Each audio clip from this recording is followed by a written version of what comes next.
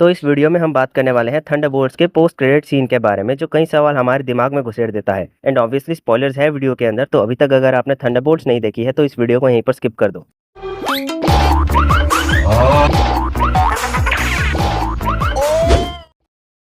Thunderbolts एक ऐसी movie है जो फोकस करती है उन सभी कैरेक्टर्स के ऊपर जिन्हें मार्वल ने अब अनाउंस कर दिया है एज अ न्यू एवेंजर्स। और जो कैरेक्टर डेवलपमेंट हमें देखने को मिलती है वो अभी तक की बाकी मार्वल मूवी से काफी डिफरेंट हिट होती है, क्योंकि हमने कभी सोचा तक नहीं था कि एंड तक आते आते इन सभी एंटी हीरोज के लिए हम इतना ज्यादा फील और रूट करेंगे। बट जिस तरह से मार्वल ने इन सभी एंटी हीरोज की टीम को बिल्ड किया है इनकी बैक स्टोरीज के थ्रू, और जिस तरह से सबके डार्क पास्ट को सेंट्री के पावर्स के थ्रू इजी और क्लेवर वे में दिखाया गया है, वो काफी अच्छा वर्क कर जाता है, जिससे चीजें ज्यादा लेंथी फील नहीं होती और ऑडियंस इसलिए सबसे कनेक्ट भी कर पाती है, जो काफी ज्यादा इंपॉर्टेंट पार्ट है मूवी का। क्योंकि मार्वल अगर थंडरबोल्ट्स को as their next Avenger setup करना चाहती है तो उसके लिए ऑडियंस से इन सभी को कनेक्ट करवाना काफी ज्यादा जरूरी है। अदरवाइज ये न्यू एवेंजर्स वाली टीम को बस लोग इग्नोर ही करेंगे, क्योंकि सभी के लिए ओजी एवेंजर्स ही रियल एवेंजर्स है, जो चीज हमने मूवी के एंड में भी देखी, जहां इन न्यू एवेंजर्स की टीम को ट्रोल किया जा रहा है और कोई भी इन्हें एवेंजर्स नहीं मान रहा। बट इन सभी चीजों को साइड रखते हुए अगर हम बात करें मूवी के क्रेडिट सीन्स के बारे में, तो मूवी के अंदर दो आफ्टर क्रेडिट सीन्स है, जिसमें से पहला है मिड क्रेडिट सीन, जिसमें हम रेड गार्डियन को देखते हैं एक शॉपिंग मॉल में, जहां वो एक लेडी को कन्विंस करता है एक सीरियल बॉक्स खरीदने के लिए, जिसमें न्यू एवेंजर्स का कवर लगाया हुआ है, जो ज्यादा कुछ नहीं बट एक फन मिड क्रेडिट सीन है, जो शायद से ये दिखाने के लिए बनाया गया है कि रेड गार्डियन को वो चीज मिल गई है जो उसे चाहिए थी, जहां वो अब अपने फेम को एंजॉय कर रहा है और सब लोग उसे जानने लगे हैं। बट जो चीज सबसे ज्यादा इंपॉर्टेंट है वो है मूवी का पोस्ट क्रेडिट सीन, जहां हम सीधा 14 महीने का टाइम जंप देखते हैं, जहां थंडरबोल्ट्स ने एवेंजर्स टावर को अपना बेस बना लिया है, जिनके पास अब न्यू एवेंजर्स का सूट है और इसी सूट में हम एक नया लोगो भी देख पाते हैं। बट सबसे इंपॉर्टेंट चीज यहाँ पर यह है कि सैम विल्सन ने इन न्यू एवेंजर्स को सू कर दिया है और अपनी खुद की एक एवेंजर्स की टीम को वो फॉर्म कर चुका है, जो ऑब्वियसली करना ही था उसने, क्योंकि वो अभी कैप्टन अमेरिका है जिसका काम दूसरों को बस सू करने का ही रह गया है। बट ब्रेव न्यू वर्ल्ड के पोस्ट क्रेडिट सीन के बाद वो आने वाले थ्रेट के बारे में पूरी तरह से अवेयर हुआ, जिसके लिए उसने खुद की एक एवेंजर्स की टीम सेटअप कर ली है, जहां बकी ने उससे बात करने की कोशिश भी करी, बट वो चीज भी काम नहीं करी। अब क्वेश्चन ये है कि सैम विल्सन एक्चुअली में इन्हीं सू करना ही क्यों चाहता है। तो हो सकता है कि सैम विल्सन को ये सो कॉल्ड न्यू एवेंजर्स की टीम पसंद ही नहीं है, क्योंकि इन एवेंजर्स के पुराने काम काफी ज्यादा खराब है, जहां वो सब वैलेंटीना के लिए काम कर रहे थे,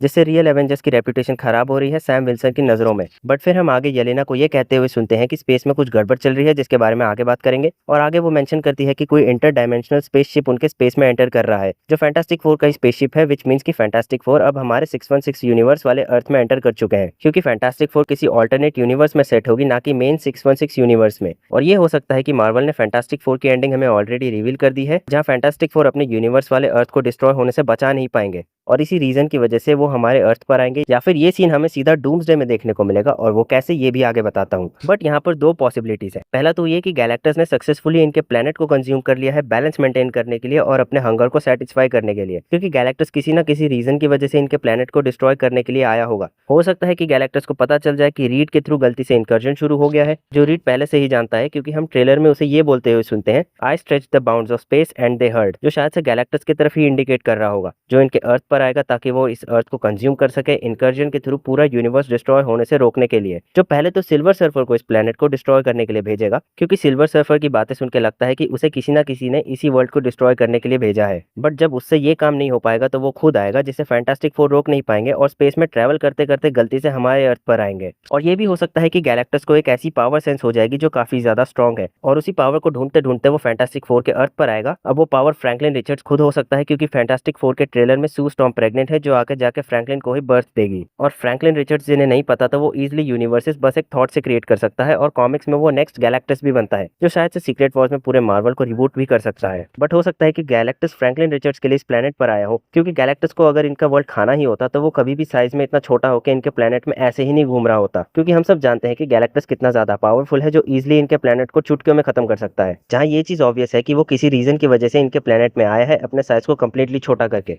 और दूसरा कि रीड रिचर्ड्स ने गैलेक्टस को रोकने के लिए एक प्लान बनाया और वो प्लान काम भी कर जाए, और फैंटास्टिक फोर गैलेक्टस को जैसे तैसे करके रोक दे, लेकिन फिर इनकर्जन की वजह से उनका प्लेनेट डिस्ट्रॉय होगा, या फिर डॉक्टर डूम खुद इनके प्लेनेट को डिस्ट्रॉय करता हुआ दिखाया जा सकता है, जिससे बचते हुए वो लोग हमारे अर्थ पर आएंगे और सभी एवेंजर्स को डॉक्टर डूम और इनकर्जन्स के बारे में वार्न करेंगे, सेम वे में जैसे ब्रूस बैनर ने बाकियों को थैनोस के बारे में वार्न किया था। और ये सीन हमें एवेंजर्स डूम्सडे के स्टार्ट में देखने को मिल सकता है, जहां फैंटास्टिक फोर सभी को डूम के बारे में बताएंगे, जो 616 यूनिवर्स में आएगा, जहां उसे पता चलेगा लोकी के बारे में। और जो रूमर्स थी कि डूम्सडे में एक रेस होगी एवेंजर्स और डॉक्टर डूम के बीच में लोकी तक सबसे पहले पहुंचने के लिए, वो सीक्वेंस भी हमें दिखाई जा सकती है, जहां वो लोकी की पावर्स को एब्जॉर्ब करेगा, जैसे उसने कॉमिक्स में बियॉन्डर को एब्जॉर्ब किया था। बट फैंटास्टिक फोर में डॉक्टर डूम को दिखाना बहुत ज्यादा इंपॉर्टेंट हो जाएगा, क्योंकि अगर डूम को अब सेटअप ना करके सीधा डूम्सडे में सेटअप करना काफी ज्यादा मुश्किल हो जाएगा, क्योंकि कैंग को मार्वल ने अपने एवेंजर्स मूवीज के लिए प्रॉपर सेट कर दिया था, बट जोनाथन मेजर्स की वजह से प्लान काफी जल्दी से चेंज भी करना पड़ा और अभी तक डूम हमें दिखाई तक नहीं दिया है। तो ऐसे में डॉक्टर डूम का फैंटास्टिक फोर में दिखना काफी ज्यादा इंपॉर्टेंट है और शायद से मार्वल डूम को पोस्ट क्रेडिट सीन में डालें या फिर फैंटास्टिक फोर के अंदर एक स्पेशल सीन में ऐड करें, क्योंकि रीड और डूम की हिस्ट्री सबको पता है और इस मूवी के अंदर डूम को अपीयर होना काफी ज्यादा सेंस भी बनाएगा। बट अगर हम बात करें इनकर्जन्स की, तो हमें अभी तक मार्वल में ये चीज सिर्फ सुनने को मिली है, जहां हमने एक भी इनकर्जन्स अभी तक होते हुए देखा नहीं है। तो हो सकता है कि फैंटास्टिक फोर के अंदर फाइनली हमें इनकर्जन देखने को मिले,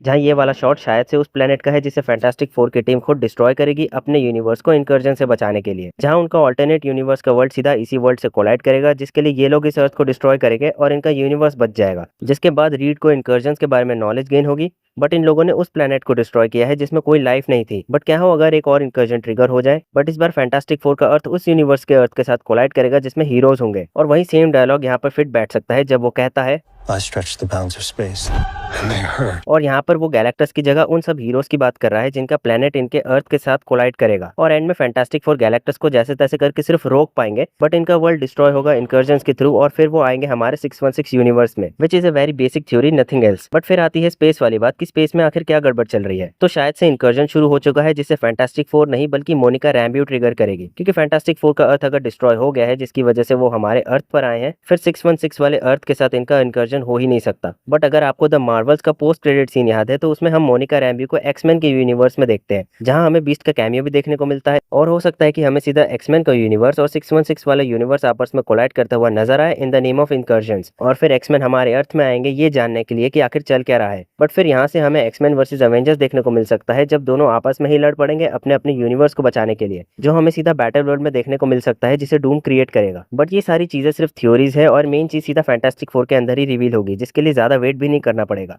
आपको क्या लगता है कि डूम्सडे में क्या चीज़ हो सकती है और फैंटास्टिक फोर डॉक्टर डूम को किस तरह से सेटअप करेगा? बाकी अपने अपने थॉट्स कमेंट में ज़रूर बताओ कि आपको क्या लगता है।